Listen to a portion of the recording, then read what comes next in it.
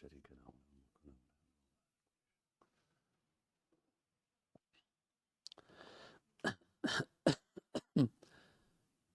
الحمد لله والصلاة والسلام على رسول الله وعلى آله وصحبه ومن والاه.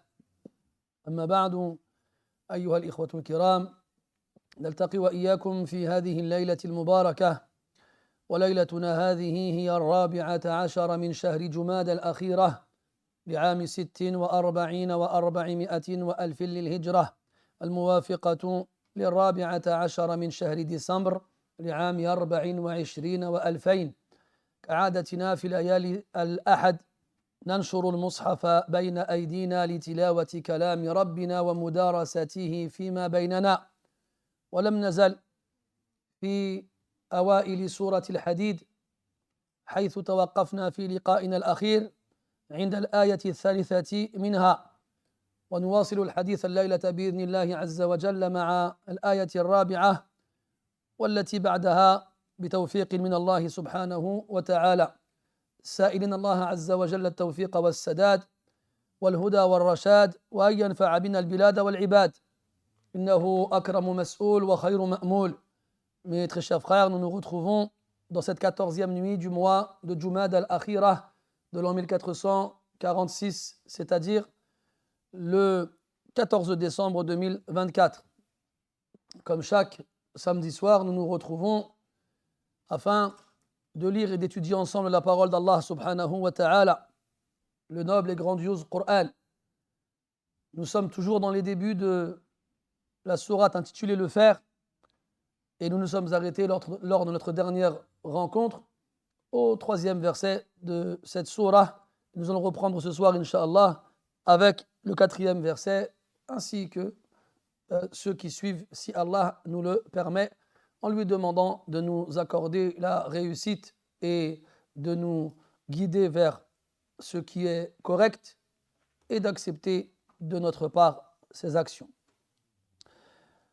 افتتح الله تبارك وتعالى هذه السورة بتسبيح نفسه سبحانه وتعالى، وبإخبار العالمين أن العالمين تسبح له، ثم أخبر سبحانه وتعالى أن الملك له، وأنه متصف بصفات الكمال والجمال والجلال، حيث بيده الإحياء والإماتة، قال يحيي ويميت، وأن قدرته لا حد لها، فهو على كل شيء قدير. ثم أخبر عن بعض أسمائه الحسنى، حيث إن له الأولية المطلقة، فلا أحد ولا شيء قبله، فهو الأول، وكذلك فيما يتعلق بالنهاية فهو الأخير لا شيء بعده، وهو الظاهر الذي فوق خلقه وعباده قاهر سبحانه وتعالى، وأنه مع علوه قريب من عباده وخبير بأسرارهم، وهو الباطن، وهو مع ذلك شمل علمه كل شيء في خلقه، وهو بكل شيء عليم. ثم قال سبحانه وتعالى: هو الذي خلق السماوات والأرض في 6 أيام ثم استوى على العرش يعلم ما يلج في الأرض وما يخرج منها وما ينزل من السماء وما يعرج فيها وهو معكم أينما كنتم والله بما تعملون بصير. Allah tabaraka wa ta'ala débute cette surah en informant ces créatures que l'ensemble de ces créatures proclame sa pureté et le sanctifie, qu'il soit dans les cieux ou sur terre. Et il est le puissant et le sage. Il nous informe aussi que son royaume n'a pas de limite et qu'il englobe toutes choses dans la création. À lui la royauté des cieux et de la terre, et qu'il détient les attributs de la perfection et de la beauté et de la majestuosité, et qu'il est capable de donner la vie et de donner la mort, yuhyi wa yumit, et que son pouvoir n'a absolument aucune limite, wa huwa ala kulli shay'in qadir, il est omnipotent. Puis il nous donne aussi quelques-uns de ces nobles noms qui renferment tous des attributs parfaits et complets. Il a la première place. Il est le premier, rien ni personne ne l'a devancé. Et il est aussi le dernier, rien ni personne ne lui succédera. Et il est l'apparent au-dessus de ses créatures, celui qui a un total pouvoir sur eux et celui qui a le dessus sur eux, al-Zahir. Et il est aussi en même temps proche de ses serviteurs et bien informé de ce qu'il cache comme secret, al-Batin. Et sa science n'a aucune limite, elle englobe absolument tout dans la création. Wa huwa bi kulli shay'in alim. Puis il dit subhanahu wa ta'ala, huwa alladhi khalaqa as-samawati wal arda fi sittati ayyam. C'est lui qui a créé les cieux et la terre en 6 jours. والله تبارك وتعالى أخبر عن نفسه في كتابه العظيم أنه إذا أراد شيئا إنما يقول له كن فيكون. فكان سبحانه وتعالى قادرا على أن يخلق الخلق جميعا بكلمة واحدة في لحظة قصيرة تكون أسرع من لمح البصر. ومع هذا اقتضت حكمته أن يخلق السماوات والأرض في 6 أيام. وقال العلماء أن الله تبارك وتعالى أراد من خلال ذلك أن يعلمنا التؤدة في الأمور وعدم الاستعجال. فالإنسان إذا استعجل فالغالب أنه يسيء في صنعه. أما الله تبارك وتعالى لا استعجال يجعل صنعه غير حسن، فصنعه كامل ومتقن بجميع الوجوه، وإنما أراد سبحانه وتعالى أن يعلمنا ذلك من خلال هذا. ثم جاء تفصيل خلق السماوات والأرض في هذه الأيام الست في سورة فصلت. قال سبحانه وتعالى: قل إنما أنا بشر مثلكم يوحى إلي أنما إلهكم إله واحد فاستقيموا إليه واستغفروه وويل للمشركين الذين لا يؤتون الزكاة وهم بالآخرة هم كافرون. إلى أن قال: قل أئنكم لتكفرون بالذي خلق الأرض في يومين وتجعلون له أندادا ذلك رب العالمين وجعل فيها رواسي من فوقها وبارك فيها وقدر فيها أقواتها في 4 أيام سواء للسائلين ثم استوى إلى السماء وهي دخان فقال لها وللأرض ائتيا طوعا أو كرها قالتا أتينا طائعين فقضاهن 7 سماوات في يومين وأوحى في كل سماء أمرها. Allah tabaraka wa ta'ala nous informe ici qu'il a créé les cieux et la terre en 6 jours. Donc déjà, premièrement, quand il dit la terre ici, c'est un singulier qui a le sens du pluriel. C'est les terres, car on sait qu'Allah ta'ala a créé autant de terres qu'il n'a créé de cieux. Et Allah tabaraka wa ta'ala, de par son omnipotence et son pouvoir absolu et infini, nous a informé dans le Coran qu'il lui suffit, lorsqu'il veut qu'une chose existe, de lui dire d'exister, soit, et elle sera. Donc Allah tabaraka wa ta'ala est capable, s'il l'avait voulu, de créer l'ensemble de la création en ne disant qu'un seul mot, soit. Mais sa sagesse a donc fait que la création des cieux et de la terre se passe en 6 jours. Et les savants nous ont dit qu'Allah tabaraka wa ta'ala a voulu à travers cela nous apprendre l'absence de précipitation et de prendre son temps lorsque l'on fait une chose. Car chez l'être humain, en général, lorsqu'on se précipite, on bâcle et on gâche. Dans le hadith, al-ajalatu min ash-shaytan, la précipitation vient du diable. Bien sûr, Allah tabaraka wa ta'ala n'est pas concerné par cela, car la création qui est la sienne sera parfaite, qu'il mette un instant aussi court qu'un clin d'œil pour la créer, ou bien qu'il prenne 6 jours pour le faire. Al-Muhim, ces 6 jours-là n'ont pas été dus à la complexité ou la difficulté de la création en elle-même. Allah dit dans notre verset: وَلَقَدْ خَلَقْنَا السَّمَاوَاتِ وَالْأَرْضَ وَمَا بَيْنَهُمَا فِي 6 أَيَّامٍ وَمَا مَسَّنَا مِنْ لُغُوبٍ. Nous avons certainement créé les cieux et la terre et ce qu'il y a entre eux en 6 jours, et nous n'avons point été touchés par la fatigue. Ce n'est pas une chose difficile pour Allah tabaraka wa ta'ala. Donc dans ces cas-là, pourquoi 6 jours et pas en un instant? Comme on l'a dit, Allah ta'ala a une sagesse infinie et ne fait rien sans raison. Puis, Allah dans le Coran, dans certains versets, nous donne le détail de cette création dans ces 6 jours. Il a dit subhanahu wa ta'ala: قل أئنكم لتكفرون بالذي خلق الأرض في يومين وتجعلون له أندادا ذلك رب العالمين. Dit: est-ce vous qui reniait celui qui a créé la terre en 2 jours, et vous lui attribuez des associés, des équivalents. ذَلِكَ رَبُّ الْعَالَمِينَ. Le Seigneur de l'univers, il n'est pas comme vos équivalents. Lui, il a créé les cieux et la terre en 6 jours. Il a commencé en créant la terre en 2 jours. Et durant ces 2 jours-là, il lui a donné toutes ses fonctions. وَجَعَلَ فِيهَا رَوَاسِيَ مِنْ فَوْقِهَا. Et il lui a donné, il y a mis dedans rawasi, des montagnes, min fawqiha, qu'il a fait descendre du ciel pour s'abattre sur la terre. وَبَارَكَ فِيهَا. Et il y a mis sa bénédiction. وَقَدَّرَ فِيهَا أَقْوَاتَهَا. Et il a déterminé toutes ces denrées alimentaires, toutes ces subsistances qui vont servir à nourrir la création. في 4 أيام, en 4 jours. سواء للسائلين. ثم استوى إلى السماء وهي دخان. Puis il s'est dirigé vers le ciel alors qu'il était une lumière, une fumée. وهي دخان. Dans le verset Allah tabaraka wa ta'ala, il dit أولم يرى الذين كفروا أن السماوات والأرض كانتا رتقا ففتقناهما. Donc au départ, les cieux et la terre étaient une masse compacte qu'il a séparée. Donc 2 jours pour créer la terre, puis 4 jours pour y mettre ce qui s'y trouve comme montagne et autre chose.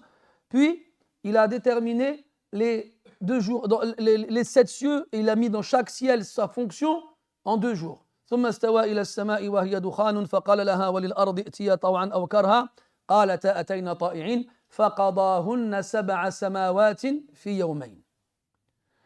المهم, c'est donc ainsi que la création a eu lieu. Allah il nous dit هو الذي خلق السماوات والأرض في 6 أيام ثم استوى على العرش.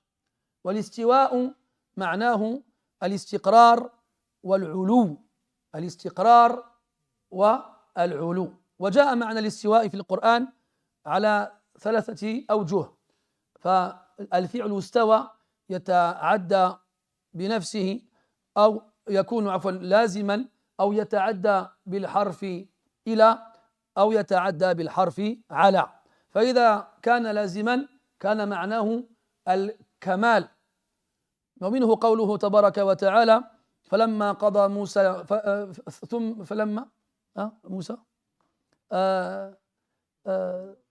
بارك الله فيك فلما بلغ أشده واستوى آتيناه حكما وعلما، أي اكتملت خلقته. وأما تعدية الفعل بإلى ففي الآية التي سمعتموها قبل قليل ثم استوى إلى السماء بمعنى قصد. وأما تعدية الفعل بعلى فمعناه العلو والاستقرار. استوى على، ومنه قوله تبارك وتعالى واستوت على الجودي، وقوله تبارك وتعالى لتستووا على ظهورها، ومنه قوله تبارك وتعالى ثم استغلظ فاستوى على سوقه، ومنه قوله تبارك وتعالى ثم استوى على العرش. فالله تبارك وتعالى مستو على عرشه عال عليه مستقر عليه سبحانه وتعالى بكيفية نجهلها وتليق بجلاله وكماله سبحانه وتعالى، ليس كمثله شيء وهو السميع البصير. والعرش أول المخلوقات وأعظم المخلوقات، وهو سقف المخلوقات، ووصفه الله تبارك وتعالى في القرآن ب3 صفات، فقال سبحانه وتعالى ذو العرش العظيم، وقال سبحانه ذو العرش الكريم، وقال سبحانه ذو العرش المجيد.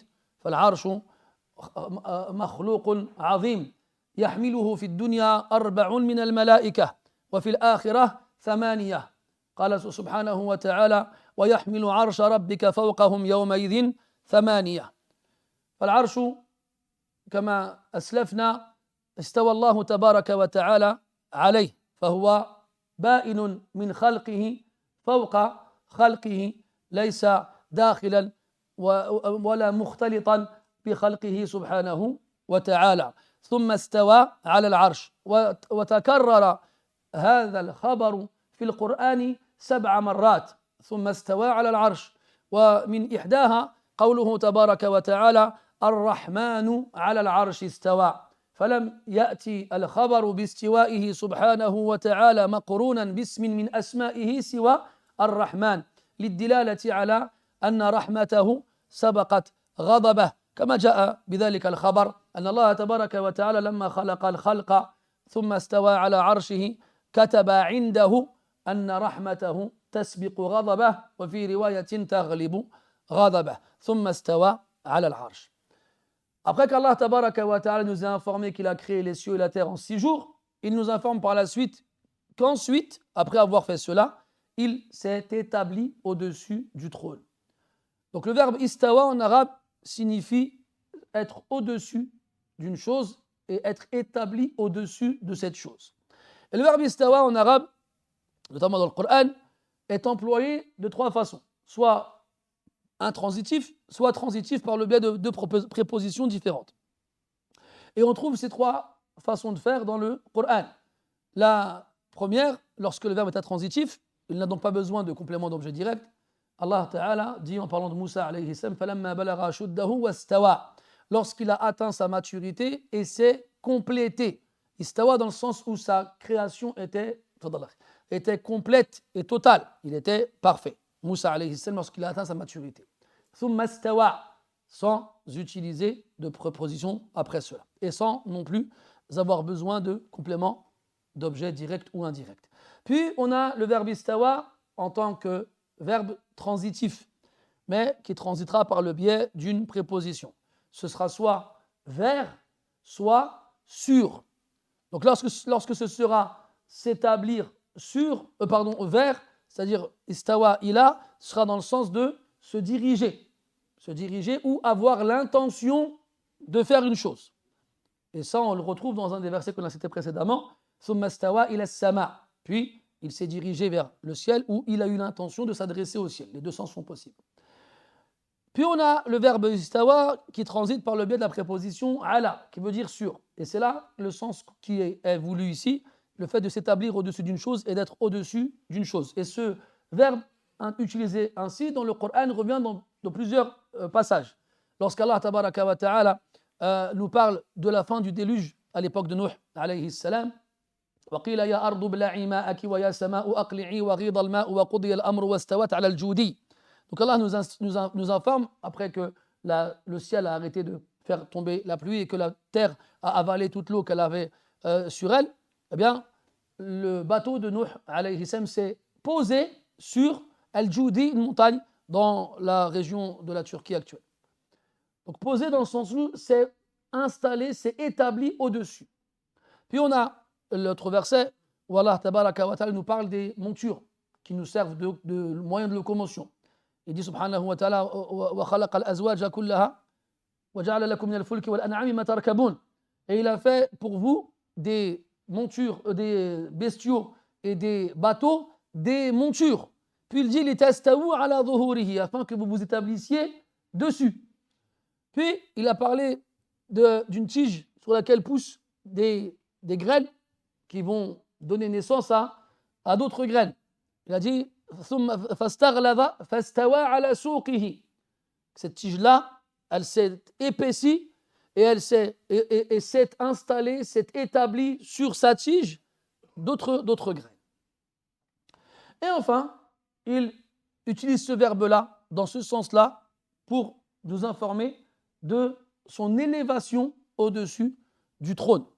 Et cette information-là, ثُمَّ اسْتَوَى عَلَى الْعَرْشِ, ensuite il s'est élevé, établi au-dessus du trône, revient dans le Coran 7 fois. 7 fois, Allah il nous dit ثُمَّ اسْتَوَى عَلَى الْعَرْشِ. Et dans ces 7 fois-là, on en a une où il le dit légèrement différemment. Il dit Ar-Rahmanu ala al-Arsh istawa. Le tout miséricordieux sur le trône s'est établi. Donc il a commencé par le nom, alors que dans les autres versets, il commence par le verbe. Et pas n'importe quel nom. Car quand on regarde dans les 7 versets où Allah nous informe qu'il est au-dessus de son trône, pas une seule fois, il utilise un de ses noms. Sauf dans ce verset. Et il n'utilise pas n'importe quel nom, il utilise Ar-Rahman, le miséricordieux. Pour nous faire comprendre qu'Allah s'est établi au-dessus de la création avec sa miséricorde. Et sa miséricorde l'emporte sur sa colère. Comme le prophète sallallahu alayhi wa sallam nous a informé qu'après qu'Allah ta'ala ait créé les cieux et qu'il se soit établi au-dessus du trône, il a écrit auprès de lui, au-dessus du trône, ma miséricorde devance ma colère. Et dans une version, ma miséricorde l'emporte sur ma colère. Puis quand on parle du trône, al-Arsh, c'est Sarir al-Mulk, c'est le siège de la royauté, Dhu Qawa'im, avec des pieds. Et ce trône-là est la première des créatures et la plus grandiose des créatures et le plafond de la création. Et Allah, dans le Coran, l'a décrit de différentes façons. Il a dit comme quoi il était azim, immense, grandiose. Il a dit comme quoi il était karim, karim dans le sens de nafis, d'une valeur inestimable. Dans certains hadiths, il a été dit qu'il a été créé à partir d'une émeraude ou d'une perle. Ala kulli hal, des choses de ce genre-là. Et il a aussi été décrit comme étant majid, c'est-à-dire majestueux. Et ce trône, Allah nous informe dans le Coran qu'il est porté par des anges. Alladhina yahmiluna al-arsha, ceux qui portent le trône. Et il a été rapporté qu'ils sont 4 ici-bas à le porter. Et dans l'au-delà, 4 autres anges se joindront à eux pour être 8 à la fin. Allah dit dans le Coran وَيَحْمِلُ عَرْشَ رَبِّكَ فَوْقَهُمْ يَوْمَئِذٍ ثَمَانِيَةٌ, et porteront le trône de ton Seigneur ce jour-là, 8 parmi les anges. Donc Allah tabaraka wa ta'ala s'est établi au-dessus du trône qui est lui-même le plafond de la création. Donc Allah tabaraka wa ta'ala est au-dessus de la création et n'est pas collé à la création et n'est pas dans la création. Allah tabaraka wa ta'ala est à l'extérieur de la création, au-dessus de la création. Ba'inun min khalqihi. Et cette information est importante parce qu'elle va nous aider à comprendre le reste du verset. ثم استوى على العرش يعلم ما يلج في الأرض وما يخرج منها. يعلم ما يلج, ولج يلج فعل مثال واوي تحذف واوه عند المضارع فيلج وزنه يعل. والمعنى الولوج، والولوج بمعنى الدخول. يعلم ما يلج في الأرض أي ما يدخل في الأرض. وماذا يدخل في الأرض؟ الماء، المطر الذي ينزل من السماء. ويدخل في الأرض الكنوز التي يدفنها الناس وغيرهم. ويدخل في الأرض جثث بني آدم بعد مماتهم وما أشبه ذلك. فكل شيء يدخل في الأرض الله تبارك وتعالى به عليم. يعلم ما يلج في الأرض وما يخرج منها. وكذلك علمه شامل بكل شيء يخرج من الأرض. ففي الدنيا النبات والأشجار وما أشبه ذلك من زروع وثمار، وكذلك في الآخرة أجساد بني آدم.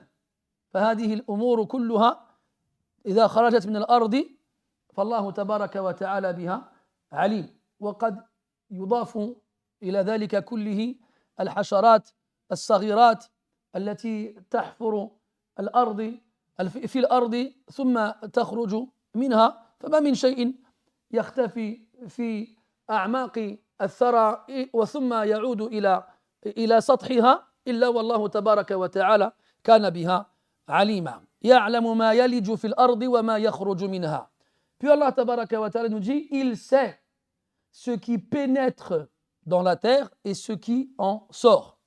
Le verbe walaja en arabe signifie rentrer ou pénétrer. C'est un verbe particulier en arabe car il a 3 lettres au passé et 2 au mudari'. C'est un verbe qui commence par un waw et généralement les verbes qui commencent par un waw, ils le perdent au passé, au présent pardon. Du walaja yaliju, waqa yaqi, wa ma ashbaha dhalik, wada'a yada'u.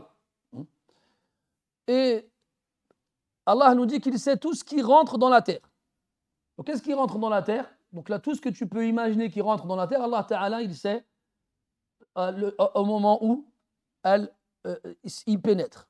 Et ce qui est visé en premier, c'est l'eau qui vient du ciel, la pluie, lorsqu'elle tombe sur la terre. Donc cette eau-là, elle pénètre la terre et elle s'y enfonce profondément. Kadhalika, tout ce qu'on peut enterrer dans la terre, que ce soit nous les êtres humains ou bien ceux qui ne sont pas des êtres humains. Ce qu'on appelle le kenz, en arabe, en français, c'est un trésor. Mais de façon plus générale, c'est toute chose qu'on va enterrer de façon à le récupérer par la suite. Donc tout ce qu'on va cacher sous terre, Allah sait ce qui s'y trouve. Kadhalika, tous les corps des êtres vivants qui meurent sont enterrés. Allah Ta'ala sait tout ce qui pénètre la terre, quoi que ce soit. وَمَا يَخْرُجُ مِنْهَا, et ce qui en sort, toutes les choses qui sortent de la terre, Allah Tabaraka wa Ta'ala le sait. Donc ça inclut les plantes, ça inclut la végétation, ça inclut les arbres, ça inclut tout ce qui est alimentation, tout ce qui est légumes, ila akhirihi. Ça inclut même les petits insectes qui vivent dans la terre. Ces insectes qui vont creuser comme les fourmis, mathalan, ou bien les vers ou autres, et qui vont un jour ou l'autre finir par sortir pour une X raison. Et aussi, dans l'au-delà, le jour de la résurrection, lorsque les corps seront ressuscités et sortiront de la terre, Allah tabaraka wa ta'ala sait tout cela. يَعْلَمُ مَا يَلِجُ فِي الْأَرْضِ وَمَا يَخْرُجُ مِنْهَا وَمَا يَنْزِلُ مِنَ السَّمَاءِ وَمَا يَعْرُجُ فِيهَا فعلمه كذلك شامل بكل شيء ينزل من السماء سواء كانت الملائكة أو المطر أو الثلج أو البرد أو الأحكام التي يأمر بها أو الأقدار التي يخبر بها فهذه الأمور كلها يعلمها الله تبارك وتعالى ولا يخفى عليه شيء من هذه الأشياء يعلم وما ينزل من السماء وما يعرج فيها ما كان في الأرض ثم عاد إلى موطنه في السماء وأول المعنيين بالأمر هم الملائكة فقد قال الله تبارك وتعالى عنهم في آية المعارج تعرج الملائكة والروح إليه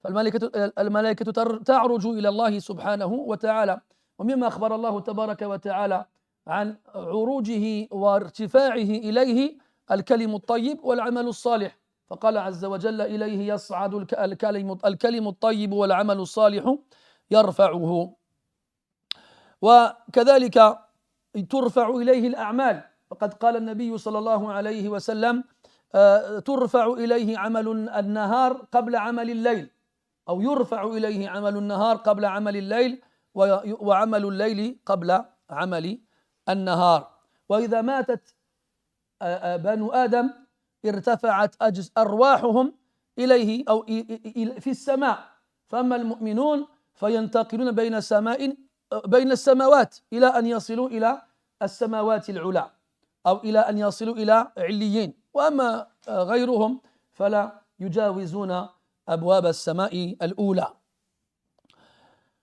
وعودة سريعة إلى قولنا بارتفاع الأعمال إلى الله تبارك وتعالى فقد جاء في القرآن ما يدل دلالة غير صريحة بذلك فقد قال سبحانه وتعالى فما بكت عليهم السماء والأرض فقال أهل العلم أن المؤمنين إذا ماتوا أو كانوا إذا كان المؤمنون إذا كانوا أحياء وعملوا الأعمال الصالحة ارتفعت فكان لكل واحد منهم نافذة في السماء تمر أعمالهم من ورائها وكذلك موضعه الذي يسجد فيه في الأرض فهذه الأماكن تشهد له بهذه الأعمال ثم إذا مات وانقطعت أعماله فلم ترتفع بعد ذلك إلى الله تبارك وتعالى بكى موضعه من السماء الذي كانت تمر به وكذلك موضعه من الأرض التي كان يسجد لله تعالى فيه أو فيها Puis Allah Ta'ala dit وَمَا يَعْرُجُ مِنَ السَّمَاءِ وَمَا يَخْرُجُ وَمَا يَعْرُجُ وَمَا يَنْزِلُ مِنَ السَّمَاءِ وَمَا يَعْرُجُ فِيهَا Il sait aussi subhanahu wa ta'ala ce qui descend du ciel vers la terre et ce qui s'élève de la terre vers le ciel. Une science totale et absolue qui concerne toute chose. Qu'est-ce qui descend du ciel? Donc la première chose qui nous vient à l'esprit, c'est la pluie, la neige, la grêle. C'est aussi les décisions et les jugements émis par Allah tabaraka wa ta'ala qui concernent les créatures terrestres et aussi les anges. Les anges descendent au ciel de ce bas monde pour diverses raisons et diverses fonctions. Quant à ce qui s'élève de la terre vers le ciel, كذلك il y a les anges en premier lieu. Allah nous informe dans le Coran que les anges s'élèvent vers Allah Ta'ala dans le début de Surat Al-Ma'arij. Ta'arujul malaikatu wa ruhu ilayh. Les anges et l'esprit s'élèvent vers lui. Et parmi les choses qui s'élèvent vers lui de la terre, donc vers le ciel, les actions des fils d'Adam. Les actions accomplies de journée sont élevées vers lui avant la nuit. Et les actions accomplies de nuit sont élevées vers lui avant le jour. Et d'ailleurs, dans le Coran, il y a un verset qui indique cela de façon indirecte. Allah dit dans le verset فَمَا بَكَتْ عَلَيْهِمُ السَّمَاءُ وَالْأَرْضِ. Ni les cieux n'ont pleuré sur eux, ni la terre. Là, on parle de Fir'aun wa qawmuhu. Donc si Allah nous informe que les cieux n'ont pas pleuré sur eux à leur mort, eh bien ça veut dire qu'ils pleurent pour d'autres qu'eux. Et qui sont ceux pour qui les cieux et la terre pleurent? Ce sont les croyants. Car les croyants occupent leur passage sur terre par de l'adoration d'Allah subhanahu wa ta'ala. Et donc lorsqu'ils adorent Allah sur terre, l'endroit sur terre où ils adorent Allah ta'ala témoigne de leur adoration auprès d'Allah azza wa jal. Et leurs actions, comme on dit, s'élèvent auprès d'Allah ta'ala en traversant les cieux, et chaque croyant a une fenêtre qui lui est dédiée dans les cieux, qui s'ouvre et par laquelle les bonnes actions, elles passent. Et quand on meurt, et donc on arrête de faire des bonnes actions de par notre départ de ce bas monde, eh bien la terre où on adorait Allah ta'ala et le passage, l'endroit du ciel par lequel nos bonnes actions s'élevaient, donc se voit abandonné et pleure notre perte. فَمَا بَكَتْ عَلَيْهِمْ السَّمَاءُ وَالْأَرْضِ. ثم قال سبحانه وتعالى وهو معكم أينما كنتم. فالله تبارك وتعالى ذكر أن له معية خاصة بعباده، وهذه المعية تنقسم إلى قسمين: معية عامة ومعية خاصة. فأما المعية العامة فهي المذكورة في هذه الآية، وهي معيته أي مراقبته بعباده وإحاطته بأعمالهم وسمعه وبصره وعلمه بهم. ويدل على ذلك أن الله تبارك وتعالى ذكر قبل معيته تلك علمه، وذكر بعد ذلك بصره، فقال سبحانه وتعالى يعلم ما يلج في الأرض وما يخرج منها وما ينزل من السماء وما يعرج فيها وهو معكم أينما كنتم والله بما تعملون بصير. والله تبارك وتعالى عندما يذكر معيته فالغالب أنه يذكر معها سمعه وبصره وعلمه. من ذلك قوله تبارك وتعالى ألم تر أن الله يعلم ما في السماوات وما في الأرض ما يكون من نجوى ثلاثة إلا هو رابعهم ولا خمسة إلا هو سادسهم ولا أدنى من ذلك ولا أكثر إلا هو معهم أينما كانوا ثم ينبئهم بما عملوا يوم القيامة إن الله بكل شيء عليم. وقال الله تبارك وتعالى لموسى وهارون كلا فاذهبا بآياتنا إنا معكم مستمعون. وفي الآية الأخرى إنني معكما أسمع وأرى، فذكر مع معيته سمعه وبصره وعلمه، وهذا يدل على أن هذه المعية هي معية علم وسمع وبصر وإحاطة، وليست معية تقتضي وجوده بين خلقه. فكيف يخبر الله تبارك وتعالى أنه مستو على عرشه وأن عرشه سقف السماوات والأرض والخلق كله ثم يكون داخل خلقه مع الناس؟ هذا لا يستقيم. ثم ذكر الله تعالى في القرآن أن له معية أخص من تلك، وهي معيته لعباده الصالحين، وبين أوصافه في العديد من الآيات، فقال عز وجل إن الله مع الصابرين، وقال عز وجل إن الله مع المحسنين، وقال عز وجل إن الله مع الذين اتقوا والذين هم محسنون. فهذه المعية تقتضي تأييده ونصره لعباده الصالحين بالإضافة إلى سمعه وعلمه وبصره بهم. وهكذا تستقيم الآيات.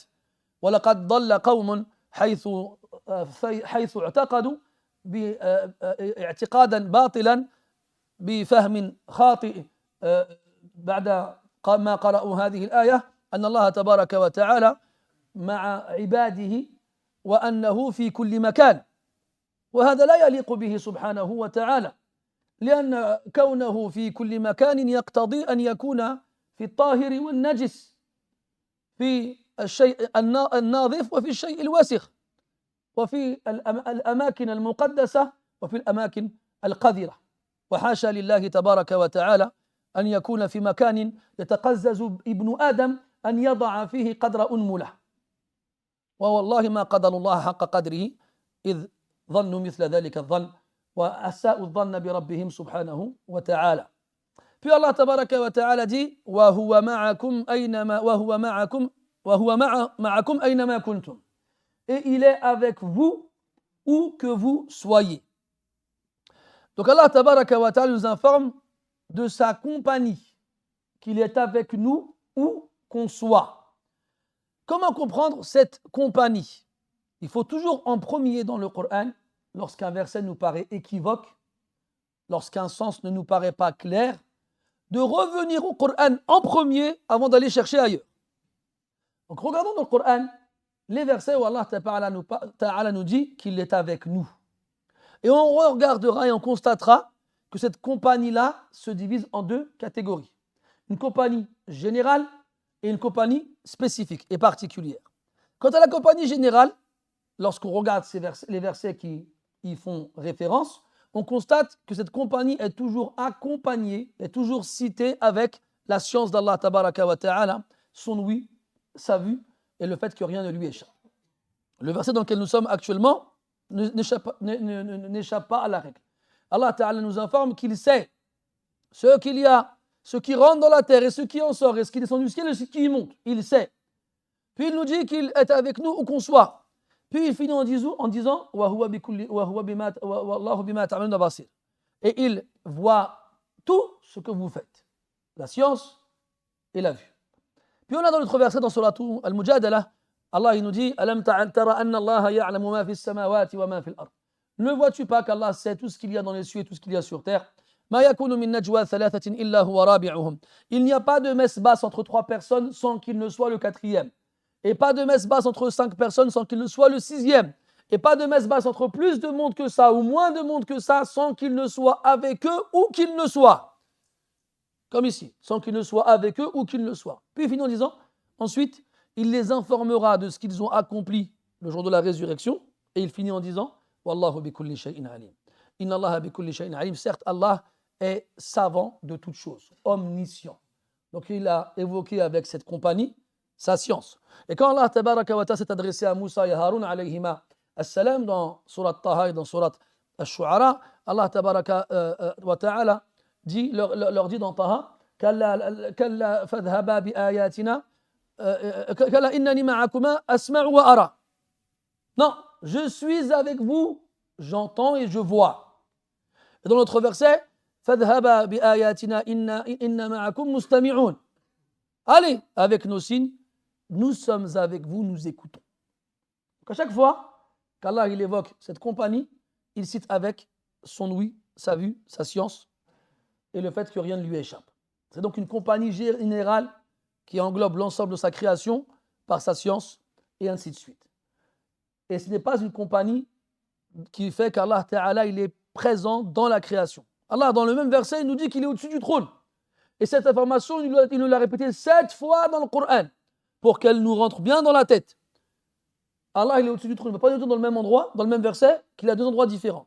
Il est au-dessus du trône, donc il n'est pas avec nous, réellement. Non, il est au-dessus du trône subhanahu wa ta'ala. S'il est avec nous, c'est qu'il nous accompagne par sa science. Rien ne lui échappe. C'est comme s'il était avec nous dans le fait qu'il sait tout ce qu'on fait, et qu'il voit tout ce qu'on fait et qu'il entend tout ce qu'on fait. Puis on a la deuxième catégorie de la compagnie, celle qui est spécifique et celle qui ne concerne que les croyants. Celle qui ne concerne que les croyants. Et dans le Coran, Allah nous informe qu'il est avec différentes catégories de croyants. Inna Allaha ma'a as-sabirin. Allah il est avec ceux qui endurent, ceux qui patientent, ceux qui supportent.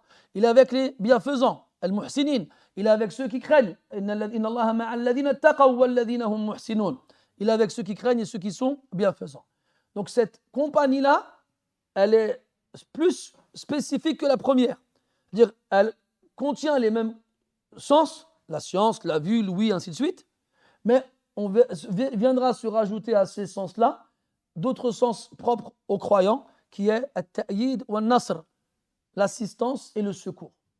Quand Allah il a dit dans le verset, en parlant au prophète alayhi salatu wassalam, et Abu Bakr radiyallahu anhuma, inna Allah ma'akuma. Inna Allah ma'ana.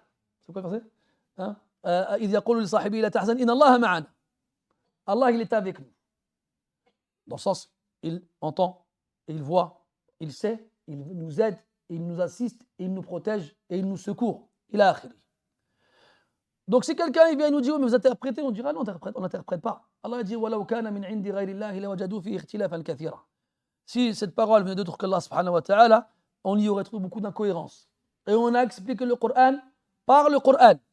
ما أتينا بكلام فلان أو بكلام علان تبا لمن نبذ القرآن وراءه وإذا استدل بقول قال يقول الأخطل. Que soit éloigné celui qui jette le Coran derrière lui et lorsqu'il argumente, il argumente avec la parole de l'Akhtal, شاعر نصراني لا علم له بشريعة رب العالمين. Un poète chrétien qui a vécu au 1er siècle de l'Égypte et qui ne connaissait absolument rien de la révélation. Donc nous, on explique la parole d'Allah avec la parole d'Allah subhanahu wa ta'ala. Et ainsi, on évite et on empêche toute incohérence entre les versets. Et on n'interprète pas. Parce qu'il y en a qui ont pris ce verset à la lettre. On dit Allah il est avec nous, donc Allah il est dans la création, donc Allah il est partout. Et après ça engendre plein de croyances fausses. Parce que si Allah il est partout, ça veut dire quoi? Qu'il est dans les endroits purs et les endroits impurs? Les endroits propres, les endroits sales, les endroits que toi, misérable être humain, tu ne voudrais pas mettre juste une phalange. Donc ça, toi, tu ne veux pas mettre une phalange dans ces endroits-là, ça ne te dérange pas de dire qu'Allah, il y est. Ta'ala Allahu amma yaqulun.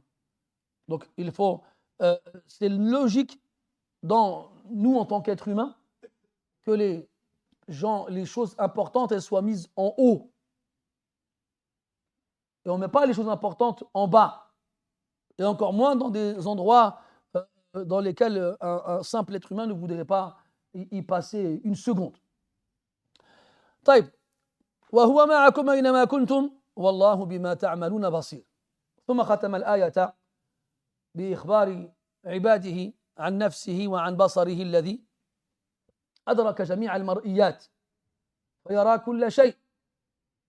يرى كل شيء حتى في الظلمات لأنه خالق الظلمات. فإن عجزت عن رؤية الأشياء مع عدم وجود النور فالله تبارك وتعالى جعل الظلمات والنور فلا يخفى عليه شيء في الأرض ولا في السماء.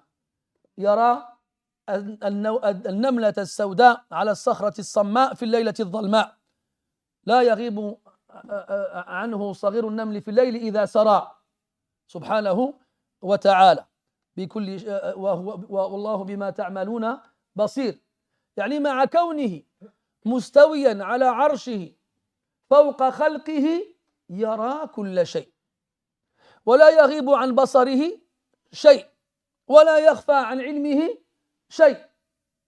يعلم كل شيء ما يدخل وما يخرج في السماء والأرض ويعلم ويرى كل شيء من حركات البشر ومن سكناتهم ومن حركات غيرهم ومن سكنات غيرهم وله ما سكن في الليل والنهار وهو السميع العليم سبحانه وتعالى. وقد ذكر بالتفصيل علمه في بعض الآيات فقال سبحانه وتعالى وعنده مفاتيح الغيب لا يعلمها إلا هو ويعلم ما في البر والبحر وما تسقط من ورقة إلا يعلمها ولا حبة في ظلمات الأرض ولا رطب ولا يابس إلا في كتاب مبين سبحانه وتعالى. Puis Allah tabaraka wa ta'ala clôture ce verset en informant ses esclaves qu'il voit tout. Basir, il voit absolument tout ce qui est visible et tout ce qui n'est pas visible. As-sirru indahu kal-alaniya. Ce qui est caché pour lui est comme ce qui est apparent. Allahu ya'lamu ما تحمل كل أنثى وما تغيض الأرحام وما تزداد وكل شيء عنده بمقدار عالم الغيب والشهادة الكبير المتعال سواء منكم من أسر القول ومن جهر به ومن هو مستخف بالليل وسارب بالنهار subhanahu wa ta'ala. Quand tu lis dans le Coran et que tu vois comment Allah il te parle de lui, tu ne peux que ressentir dans ton être, dans ton âme, dans ton corps, dans ton cœur, sa grandeur et ta petitesse, ta minusculité. Je ne sais pas si le mot existe. Vous m'excuserez s'il n'existe pas. Il voit tout, même la fourmi noire, sur le rocher noir, dans une nuit noire, Allah Ta'ala la voit se déplacer et la voit même quand elle est immobile. Allah Tabaraka wa Ta'ala, rien n'échappe à sa vue. Allah Tabaraka wa Ta'ala, rien n'échappe à sa science. Dans certains versets du Coran, Allah Ta'ala, il nous donne un aperçu de cette science-là. Il dit qu'il a les clés de l'invisible. Nul ne les possède en dehors de lui. Et il sait tout ce qu'il y a dans la terre et tout ce qu'il y a dans la mer. Et il n'y a pas une feuille qui tombe sans qu'il ne le sache. Et il n'y a pas une graine cachée dans les ténèbres de la terre sans qu'elle ne soit mentionnée dans un livre évident. Notre verset dit subhanahu wa ta'ala sawa'un minkum man asarra al-qawla wa man jahara bih. Pour lui, c'est la même chose. Celui qui cache sa parole ou celui qui l'a dit expressément. Wa man huwa mustakhbin bil-layl, ainsi que celui qui est caché dans la nuit, wa saribun bin-nahar, et celui qui est évident dans la journée. Subhanahu wa ta'ala. Et dans Surat Luqman, qu'est-ce qu'il dit Luqman à son fils? Ya bunay, innaha in taku mithqala habbatin min khardal, fatakun fi sakhratin aw fi samawati aw fi al-ard, ya'ti biha Allah. Si c'est une graine de moutarde, où qu'elle soit dans un rocher, fi sakhra, tu prends un gros rocher, bien dense, bien lourd, bien compact, et tu arriverais par je ne sais quelle façon à l'ouvrir, à cacher la graine à l'intérieur, puis à le refermer. Ben Allah Ta'ala, il verra cette graine à l'intérieur de ce rocher. Ce n'est pas des couches de pierre, de granit, de béton, de ce que tu veux, qui l'empêchera de voir quoi que ce soit. Ou qu'elle soit dans les cieux, ou qu'elle soit dans la terre, Allah Ta'ala, il la ramènera. Je ne peux pas te cacher, ce n'est pas possible. C'est impossible. يستخفون من الناس ولا يستخفون من الله وهو معهم إذ يبيتون ما لا يرضى من القول وكان الله بما يعملون محيطا. Encore un verset qui confirme ce qu'on disait tout à l'heure. Il se cache des gens sans se cacher d'Allah, alors qu'il est avec eux lorsqu'ils passent la nuit à dire des choses qui ne sont pas agréées auprès d'Allah. Mais Allah est certes savant de ce qu'ils accomplissent. Il dit avec eux, après il dit wa kana Allahu bima ya'maluna muhita. Et d'ailleurs, pour revenir à al-ma'iyya, pour ceux qui disent qu'il n'y a pas de différence dans les différentes compagnies évoquées par Allah dans le Coran, c'est toutes les mêmes. Et Allah est avec tout le monde et puis c'est tout. فما فائدة ذكر معيته لأوليائه الصالحين إذا كانت لا تختلف عن معيتهم ببقية الخلق ليس في ذلك فائدة.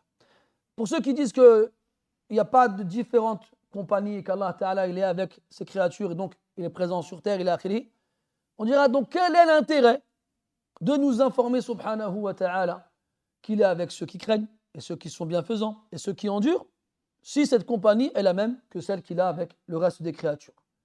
Si Allah il est avec ses créatures, donc il est autant avec la fourmi qu'il n'est avec l'éléphant, qu'il n'est avec le mécréant, qu'il n'est avec le musulman, donc à ce moment-là, pourquoi nous dire qu'il est avec ceux qui craignent et ceux qui pleurent et ceux qui sont bienfaisants, etc., etc. Il n'y a pas d'intérêt. Et il n'y a pas que la parole d'Allah soit sanctifiée de ne pas comporter d'intérêt. Wallahu bima ta'maluna basir. ثم قال سبحانه وتعالى له ملك السماوات والأرض وإلى الله ترجع الأمور. وفي قراءة وإلى الله ترجع الأمور. قراءتان. قد يظن الظن أن هذه الآية تكرار للآية السابقة لأن الله تبارك وتعالى قال في الآية الثانية له ملك السماوات والأرض يحيي ويميت وهو على كل شيء قدير وهنا يقول له ملك السماوات والأرض وإلى الله ترجع الأمور فليست مكررة لأن الأولى في الدنيا بدليل قوله يحيي ويميت والأخرى في الآخرة بدليل قول الله تبارك وتعالى وإلى الله ترجع الأمور وإلى الله ترجع الأمور قراءة كما ذكرنا.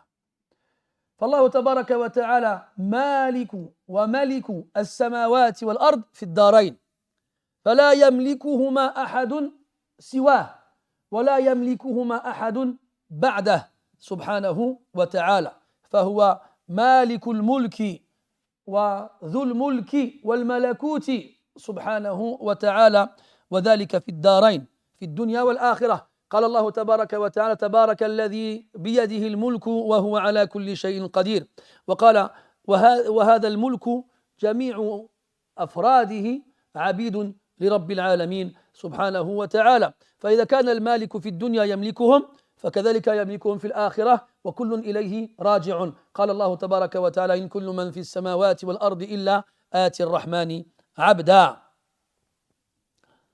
ويقول سبحانه وتعالى في آية النجم وإن لنا للآخرة والأولى أو الليل وإن لنا للآخرة والأولى. Puis Allah tabaraka wa ta'ala dit dans le verset suivant Lahu mulku samawati wal ard. À lui la royauté des cieux et de la terre. Exactement comme il a dit précédemment dans le 3e verset, à lui la royauté des cieux et de la terre. Donc est-ce qu'on peut dire que c'est une répétition ou non? On regarde le reste du verset. On est toujours dans le verset 5. Il dit après wa ila Allahi turja'ul umur.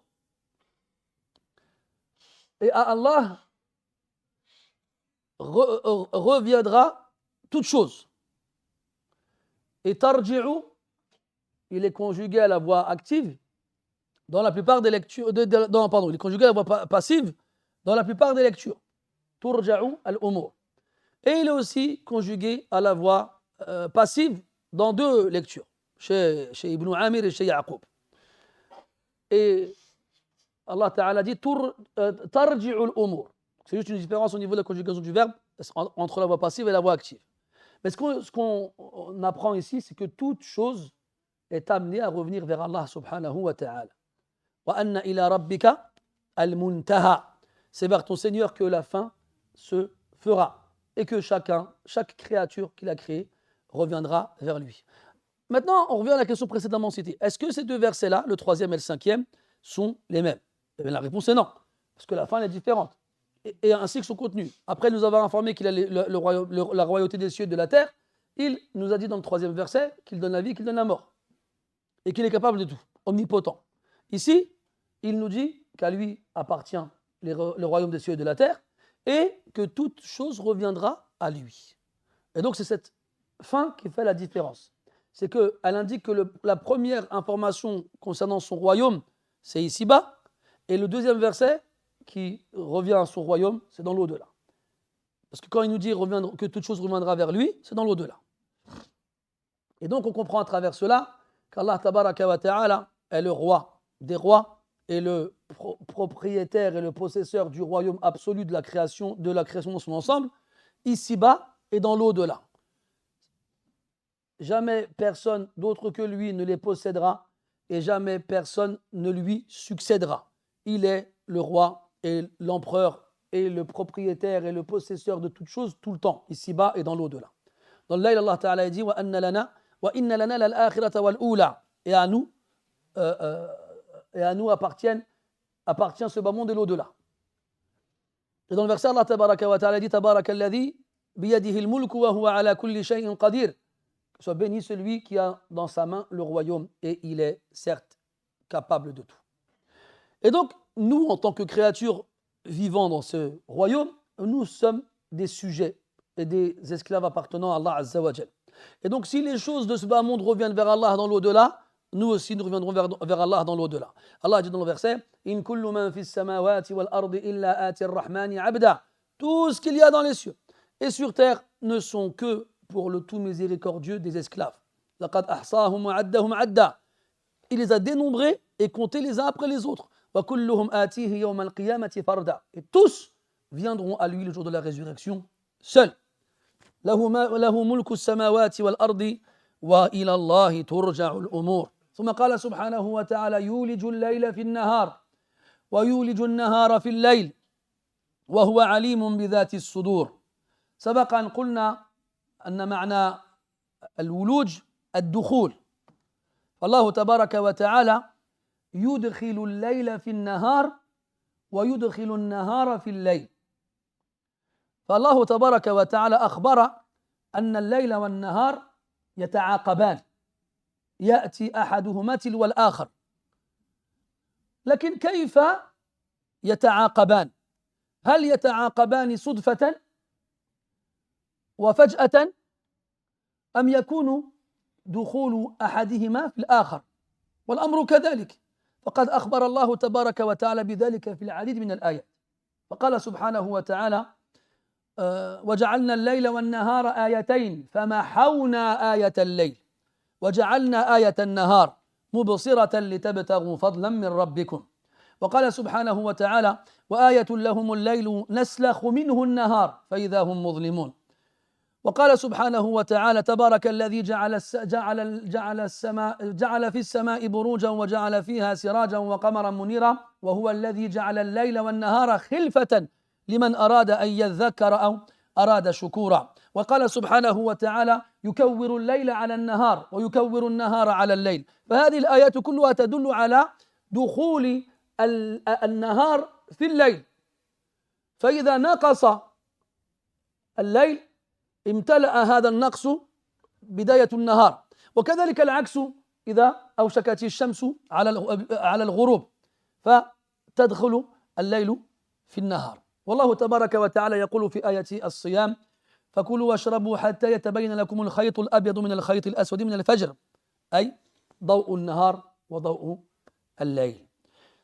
يعلم ما يولج الليل في النهار ويولج النهار في الليل. ومن تدبر هذا الأمر الذي يتكرر على مدى الأيام من أول الخلق إلى آخره، لابد أن تظهر له عظمة الرب سبحانه وتعالى. ولذلك يقول سبحانه وتعالى: إن في خلق السماوات والأرض واختلاف الليل والنهار لآيات لأولي الألباب الذين يذكرون الله قياما وقعودا وعلى جنوبهم ويتفكرون في خلق السماوات والأرض ربنا ما خلقت هذا باطلا سبحانك فقنا عذاب النار ربنا إنك من تدخل النار فقد أخزيته وما للظالمين من أنصار. ويقول سبحانه وتعالى في آيتين عظيمتين من سورة القصص: قل أرأيتم إن جعل الله عليكم الليل سرمدا إلى يوم القيامة من إله غير الله يأتيكم بضياء أفلا تسمعون. قل أرأيتم إن جعل الله عليكم النهار سرمدا إلى يوم القيامة من إله غير الله يأتيكم بليل تسكنون فيه أفلا تبصرون. ومن رحمته جعل لكم الليل والنهار لتسكنوا فيه ولتبتغوا من فضله ولعلكم تشكرون فهل أنتم شاكرون. Puis Allah tabaraka wa ta'ala dit: يولج الليل في النهار ويولج النهار في الليل. On a vu le verbe walaja tout à l'heure qui veut dire pénétrer, rentrer. Donc Allah ta'ala ici c'est yuliju. Tout à l'heure c'était yaliju. Ya'lamu ma yaliju fil ard. Et ici il dit yuliju al-layla fi an-nahar. C'est quoi la différence? Une lettre en plus, le waw. On revient au mardi, au participe passé. Yaliju, son mardi c'est walaja. Yuliju, son mardi c'est awlaja. On a rajouté une lettre. Les savants ils nous disent az-ziyadatu fil mabna, ziyadatun fil ma'na. Le rajout dans la construction du verbe sera un rajout dans son sens. Quand tu rajoutes une lettre, forcément tu rajoutes un sens. Et walaja est un verbe intransitif. تقول ولج الرجل الدار. الدار هنا يكون ظرف ولا يكون مفعول به. أو يكون منصوبا بنزع الخافض والأصل ولج الرجل في الدار. على كل حال le verbe est intransitif. Et quand on dit يولج, il devient transitif. فهذه الهمزة تسمى بهمزة التعدية حيث تجعل الفعل اللازم متعديا. Bon, là je traduis pas en français parce que ça traduit pas en français. T'avais qu'à apprendre l'arabe, mais pas pour toi. Bismillah. يولج c'est faire rentrer. D'accord? Et walaja c'est rentrer. Donc qui fait rentrer la nuit dans le jour et le jour dans la nuit? C'est Allah tabaraka wa ta'ala. Maintenant quand il dit faire rentrer le jour dans la nuit et la nuit dans le jour, plutôt l'inverse, al-laylu fi an-nahar wa an-nahara fi al-layl.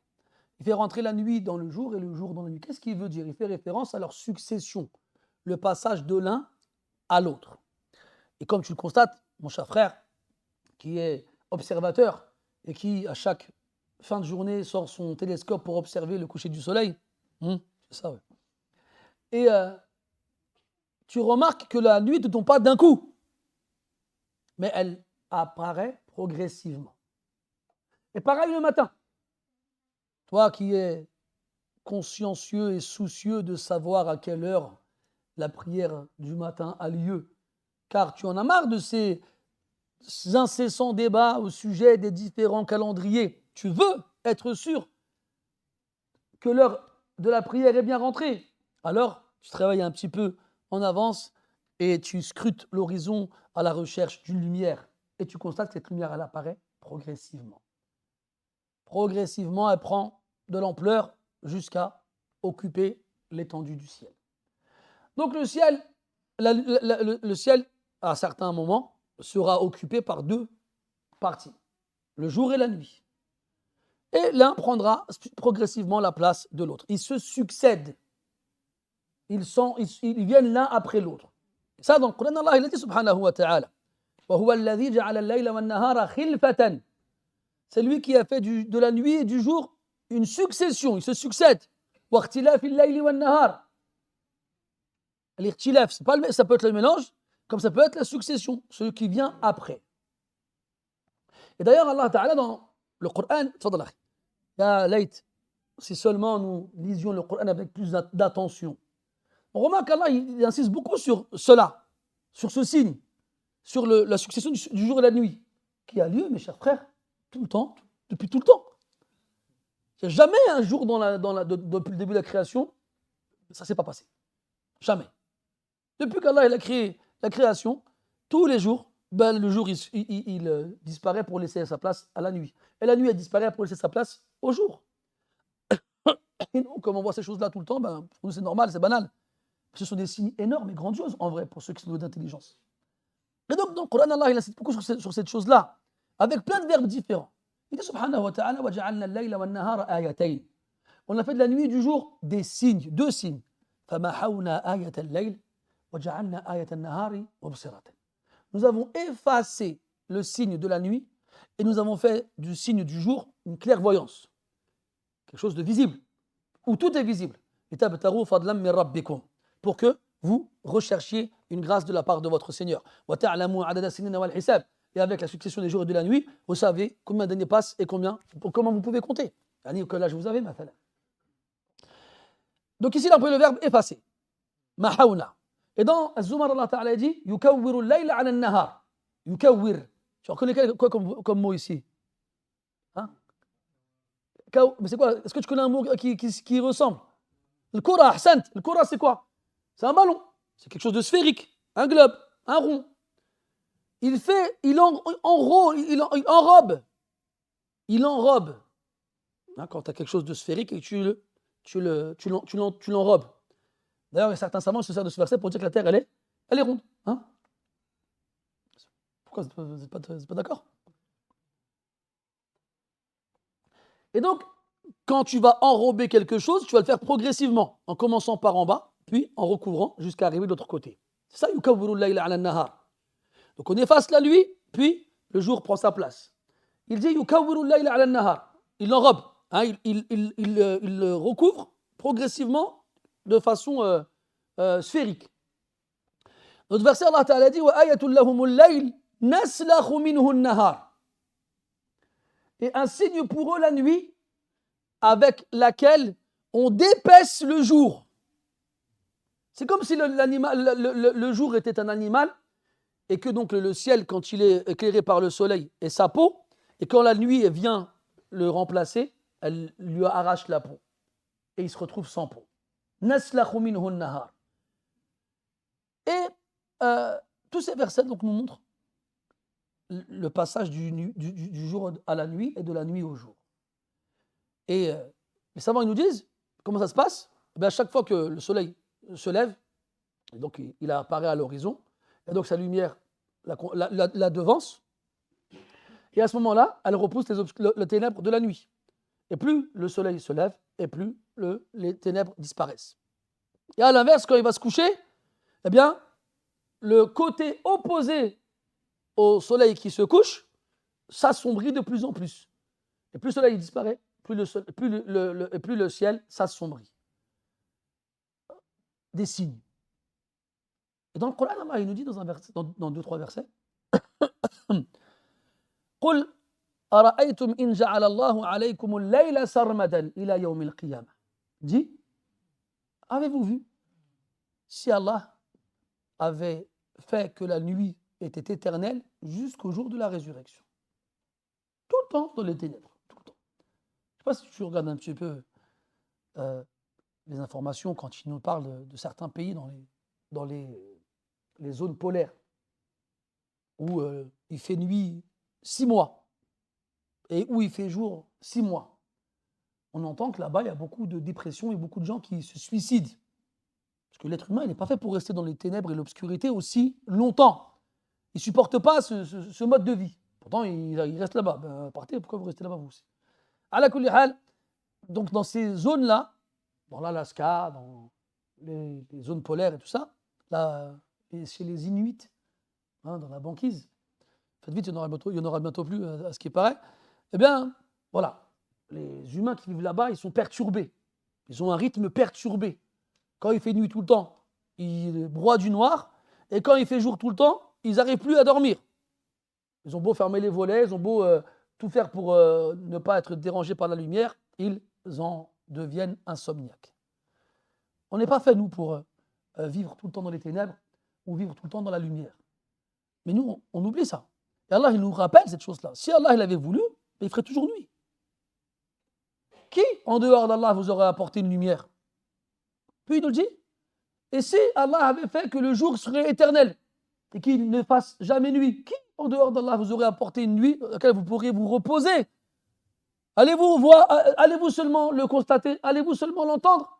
Puis il dit, par sa miséricorde, wa min rahmatihi, il vous a donné le jour et la nuit afin que vous puissiez vous y reposer, que vous puissiez rechercher de sa grâce et pour que vous puissiez être reconnaissant. Donc, normalement, ces signes devraient faire naître chez nous de la gratitude. Alhamdulillah, il y a la nuit et le jour. Il y a le jour où on peut sortir et travailler et faire ce qu'on a à faire, et la nuit où on peut rentrer chez nous, se reposer et rester tranquille.